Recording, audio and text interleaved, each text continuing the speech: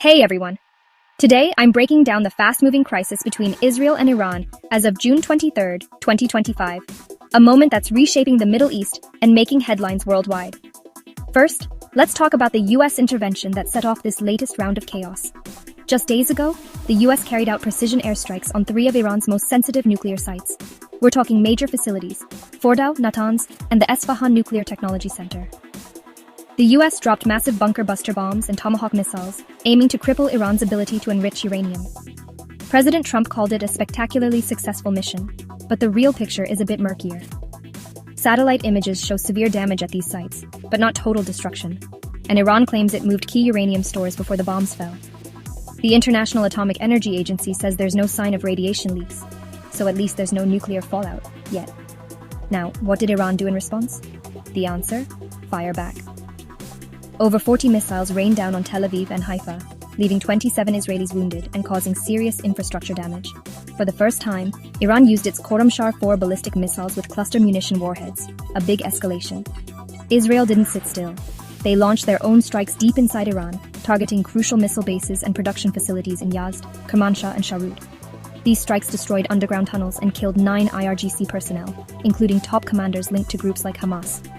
But this isn't just about missiles and bombs. Iranian lawmakers voted to close the Strait of Hormuz, a vital oil shipping lane that carries about 20% of the world's supply. If that happens, oil prices could skyrocket. Already, Brent crude jumped over 4% in a single day.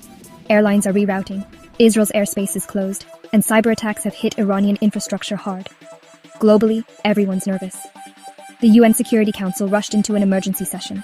Russia and China condemned the US strikes and called for a ceasefire, while Gulf states like Saudi Arabia and Bahrain are on high alert. The UK backed the US, and the EU is urging calm, but insists Iran must not get nuclear weapons. Even inside the US, critics are blasting President Trump for escalating without Congress signing off. On the human side, the toll is already heartbreaking. Over 400 civilians and 200 military personnel have died in Iran since mid-June. In Israel, 24 people are dead, and over 1,000 are wounded. So where do we go from here? President Trump says further US strikes are off the table unless Iran hits American interests again.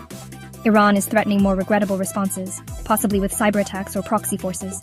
Israel's goal is clear: permanently degrade Iran's nuclear and missile programs. The US wants to avoid a regional war, but the risk of escalation is real and rising. That's the state of play: fast-moving, dangerous, and with the whole world holding its breath.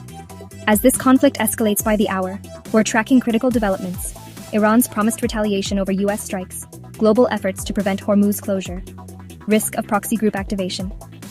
Stay informed with our real-time updates. Follow now for breaking alerts on this crisis.